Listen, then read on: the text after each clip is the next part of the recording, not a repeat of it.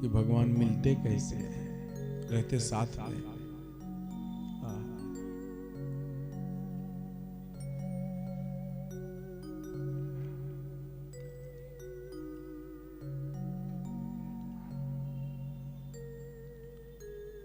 सज्जनों,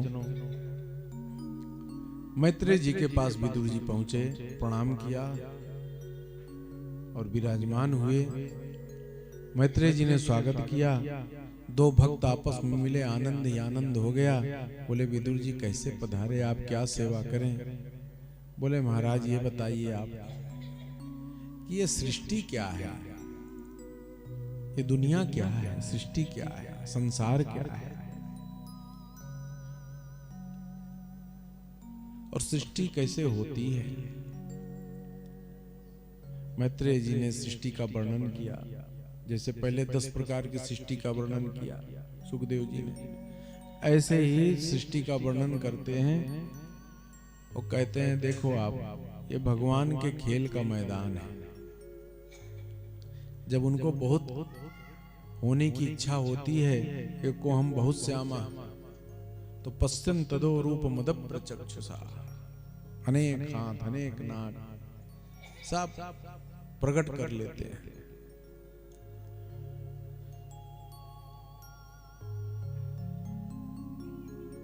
और ब्रह्मा जी को प्रकट किया।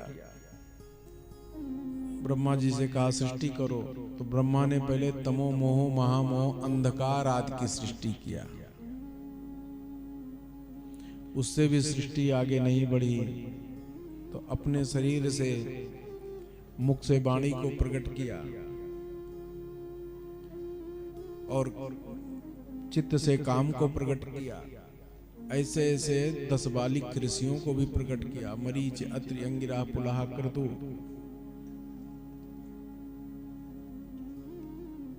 लेकिन इनसे भी सृष्टि आगे नहीं बढ़ी। प्रथम पुत्र सनत सनंदन सनातन सनत कुमार को प्रकट किया। बोले सृष्टि करो। बोले पिताजी हमारा तो भजन में इच्छा है, बस चले गए भजन करने, सृष्टि में सहयोग नहीं किया।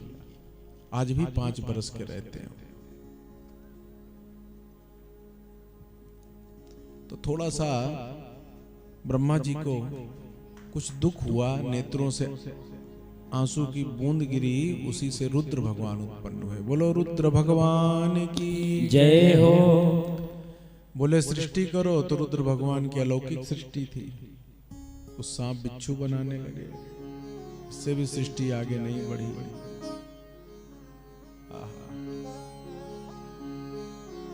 ब्रह्मा से मरीच, मरीच से मरीच अत्रि है ना ऋषि, तो जो मरीच से कश्यप हुए।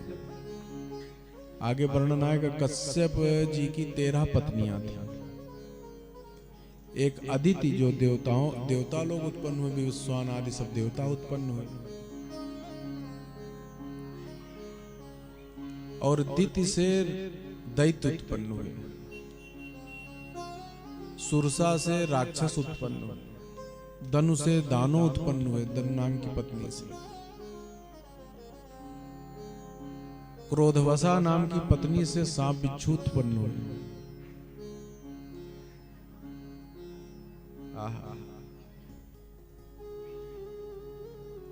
और एक पत्नी थी इला, उनसे जो है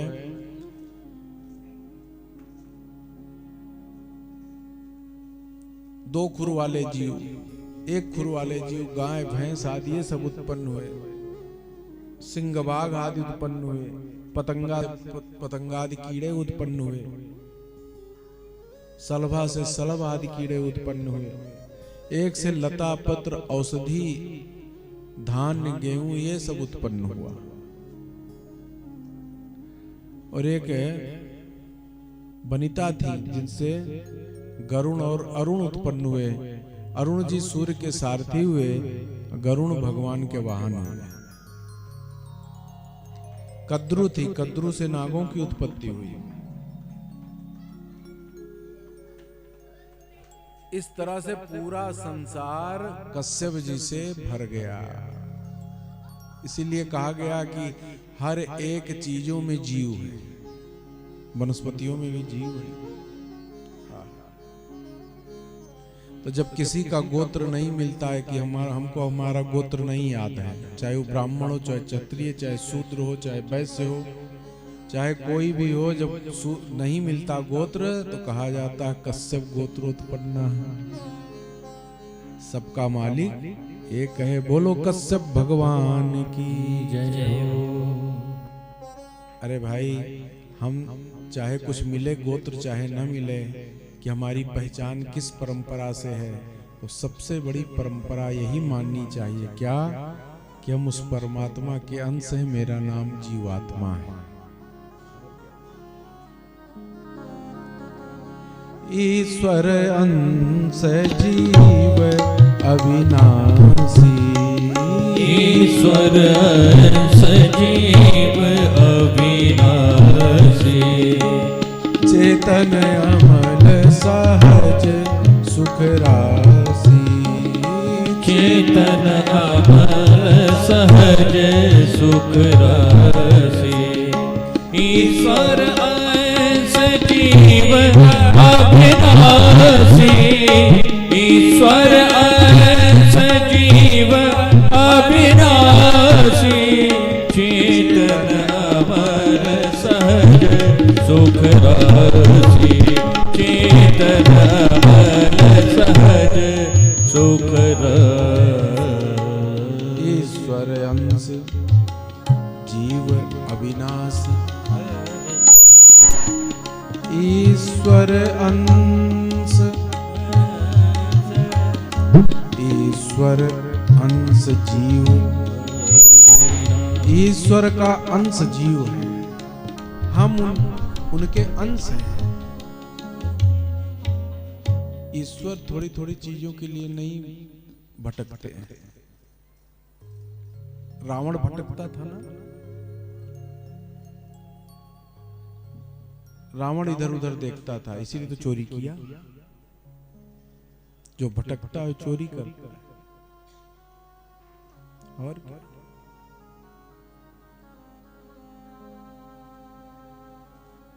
जिसका मन बहुत भटकता है कहीं न कहीं चुराता है, पक्का है। ज्यादा मन इधर उधर जाएगा इच्छाओं में तो कहीं न कहीं चोरी कपट करेगा, पक्की बात। राम जी हमारे शांत हैं, धीरोदात्त नायक हैं। हमारे कन्हैया भी शांत हैं, भटकते नहीं।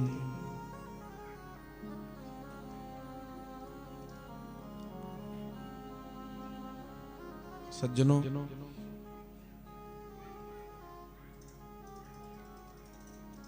इसलिए सबका गोत्र भगवान का ही गोत्र है, ये मानना ही चाहिए मनुष्य को। जब पशु पक्षी भी एक ही से उत्पन्न हुए हैं, तो बताओ उस परमात्मा के हम अंश हैं कि नहीं है? इस प्रकार से इससे भी सृष्टि आगे नहीं बढ़ पाई। तो ब्रह्मा जी ने भगवान का ध्यान किया तो दाहिने हाथ से मानव सृष्टि के रूप में मनु जी को उत्पन्न किया, और बाएं हाथ के मंथन से स्मरण करके शत्रुपा जी को उत्पन्न किया। एक ही पुरुष को एक ही है, पुरुष एक ही, दो रूप लिया। प्रेम पसारन को जग में व ब्रह्म सज्योति भयो नर नारी, दो रूप लिया। अच्छा, इसीलिए कहते हैं कि अर्धांगिनी पति के आधे भाग में पहले से विद्यमान रहते हैं। हमारे यहाँ जो ब्रह्म विवाह होता है उसमें बताया जाता है कि दोनों का विचार एक है, एक ही स्वरूप है, केवल रूप अलग हो गया है। इसलिए विवाह के बाद बाएं हाथ में रक्षा सूत्र बांधा जाता है। सांसारिक कर्म में बाएं तरफ माताएं रहती हैं पति के, सोते समय बाएं तरफ सोना चाहिए, चलते समय वामांग में रहना चाहिए, शुभ कर्म पूजा पाठ आदि करते समय दाहिने बैठना चाहिए, पूजा पाठ करें पति लोग, क्योंकि दाहिने में शक्ति देते हैं कि शुभ कर्म करने के लिए ही मैंने आपसे विवाह किया है। तो बैठी रहती उनको देख के पूजा करना पड़ता है बहुत से लोगों को। अच्छा, हम देखते हैं शायद सब कुछ आवे कि किसको कहाँ चढ़ाना, लेकिन माताएं बीच में टोक जरूर देंगे, अरे ऐसे चढ़ाइए, भले आप एकदम सही चढ़ा रहे हैं, क्योंकि वो जानती हैं कि वीरा हमारे इनको सही कर्म करना आता नहीं है, इसलिए उनको दाहिने हमेशा रखना चाहिए। और दाहिने माने वो ज्ञान सिखाती हैं कि देखो ये कर्म करो, इससे तुम्हारा पतन नहीं होगा। उनके नाते से व्यक्ति पुरुष जो है स्थिर रहता है, गलत कर्मों में नहीं जाता। देखो पुरुष बिगड़ जाए तो स्त्री भी बचा सकती है, लेकिन स्त्री अगर बिगड़ गई तो कोई नहीं बचा सकता। ये उनमें शक्ति होती, इसीलिए उनको शक्ति स्वरूपा कहा गया। इसीलिए कहा गया विपत्ति में भी धीरज धर्म मित्र अरुणारी, आपद काल परखियो माने यही विश्वास करो, यही साथ देते हैं विपत्ति में, और सब भाग जाते हैं, और सब भाग जाते हैं। अब आजकल तो लोगों को विश्वास नहीं, देखो ये सब सत्संग से मिलता है।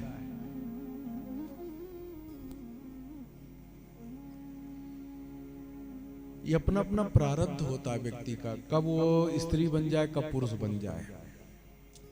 चैत्र महीने में एक अरुंधति व्रत होता है। इस अरुंधति व्रत को करे माताएं तो शीघ्र विधवा नहीं होती है। एक बार एक कन्या ऐसे ही तपस्या कर रही थी, बहुत कम अवस्था थी, शिव और पार्वती जा रहे थे। पार्वती जी ने कहा ये तो कम अवस्था है, ये क्या तपस्या कर रही है? बोले तपस्या कर रही, पूर्व जन्म में ये पुरुष था, एक कन्या पुरुष थी और दूसरी स्त्रियों पर गलत दृष्टि रखता था। उस गलत दृष्टि रखने के नाते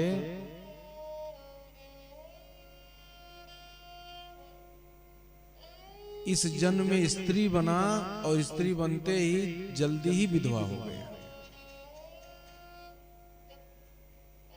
अब ये अरुंधति व्रत करे तब अगले जन्म में इसको दीर्घायु वाला पति का साथ मिले।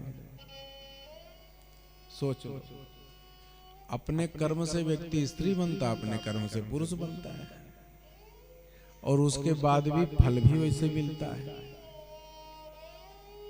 इसमें किसी का दोष नहीं। एकाध लोगों को हमने देखा है कि उम्र आधी थी, पति पत्नी की उम्र आधी,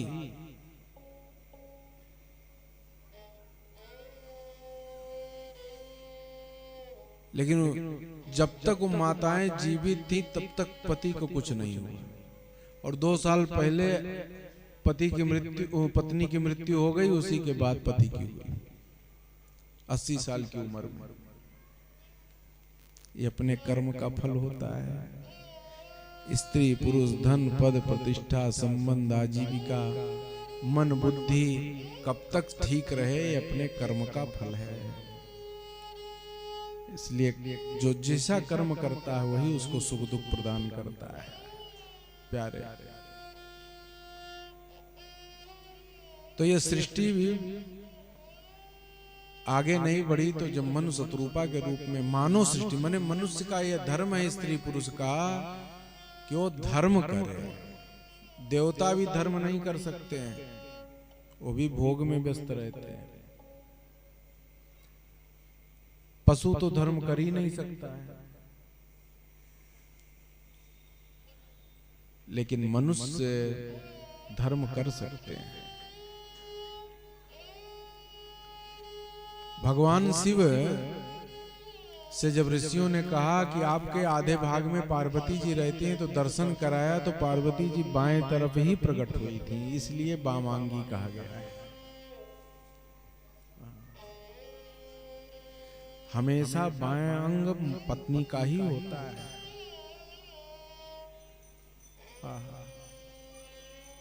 इसीलिए बहुत लोगों को कहा गया लकवा मार जाए अगर, जिसको फालिज कहते हैं, पैरालाइज कहते हैं, तो बाएं तरफ मारे पुरुष के तो थोड़ा कम असर होता लोग कहते हैं। दाहिने मार दिया तो जय जय सीताराम, क्योंकि बाएं तरफ उनकी पत्नी रहती है ना, तो संभाल लेती है आधा,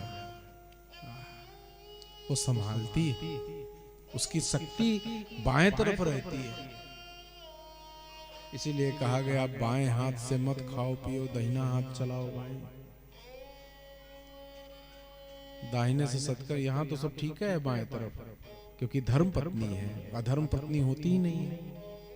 पत्नी कभी अधर्म वाली होती ही नहीं हमारे सनातन धर्म में। उनको तो धर्म ही माना जाता है कि धर्म की शक्ति है। इसलिए दाहिना हाथ जरा अपना मन सही करो तो सही है।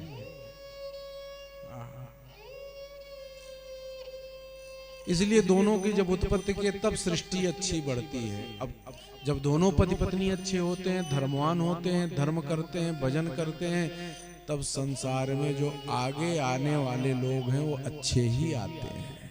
तब सृष्टि भी अच्छी होती, खानदान भी अच्छा चलता है, समाज में प्रतिष्ठा कर्म भी अच्छा बढ़ता है। इसलिए आप आगे सुनेंगे एक एक के हजार हजार पुत्र हुए उस समय।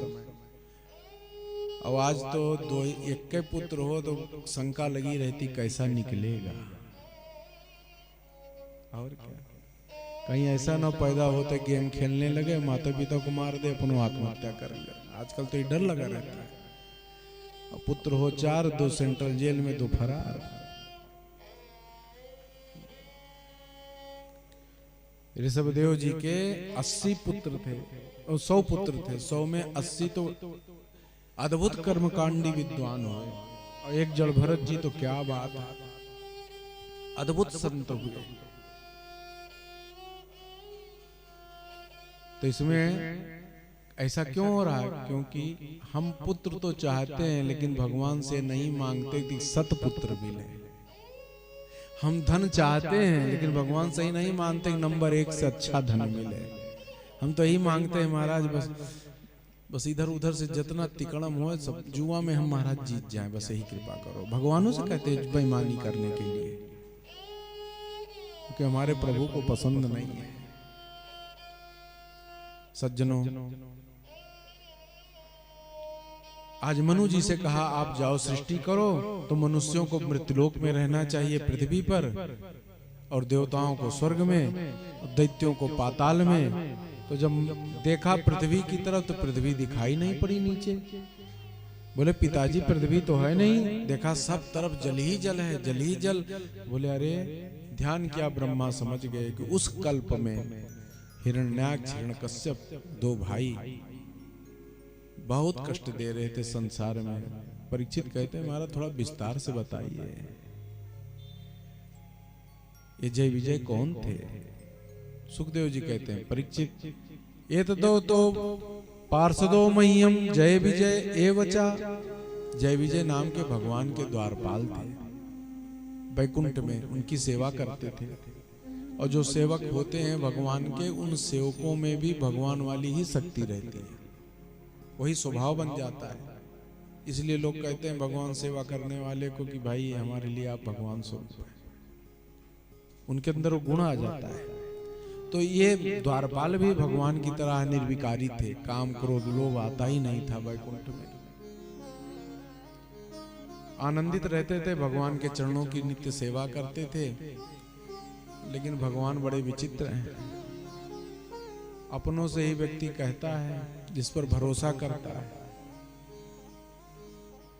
एक दिन जय विजय को बुलाए, बोले भैया तुम हमारी प्रसन्नता के लिए सब करते हो? बोले हाँ। तो बोले एक काम और करो कि तुम दुष्ट बन जाओ, हम चाहते हैं। थोड़ा गुस्सा उस्सा किया करो, कुछ लड़ाई उड़ाई करो हमसे, हमारी इच्छा है। बोले महाराज ये कैसे हो सकता है, आप ही के साथ तो सीखा है आहा कि हमेशा